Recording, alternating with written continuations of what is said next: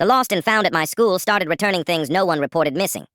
I help out in the school office during lunch, mostly answering phones and sorting paperwork. One of my jobs is organizing the lost and found closet. It's boring. Hoodies, water bottles, the occasional lonely shoe. Until last week.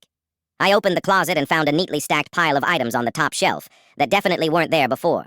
They weren't normal school stuff either. A cracked phone with no SIM card, a house key with no keychain, a wallet with no ID, just cash folded perfectly flat.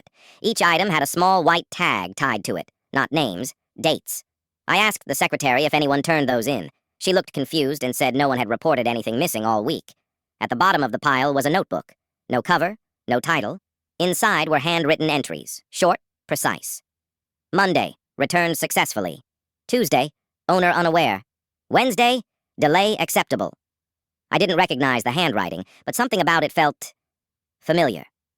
That afternoon, a junior came into the office asking if anyone had found her bracelet. Before I could answer, the secretary reached into the closet and handed it to her. The bracelet was already tagged, with today's date. The girl stared at it and said, "I didn't even notice it was gone." That night, I couldn't stop thinking about the notebook. The next day, I checked again. New items, new tags. New entry in the notebook. Thursday, resistance expected. Under that line was a name. Mine. I laughed it off until I checked my backpack. My spare charger was gone. I went back to the office and opened the closet. My charger was there, neatly placed on the shelf, already tagged. I didn't remember losing it. I didn't remember turning it in. The notebook was open to a fresh page. Written in the same handwriting was a new sentence. Subject, beginning to notice. My phone buzzed. A notification from the school system popped up, even though classes were over. Lost and found closes at 6 p.m. I checked the time.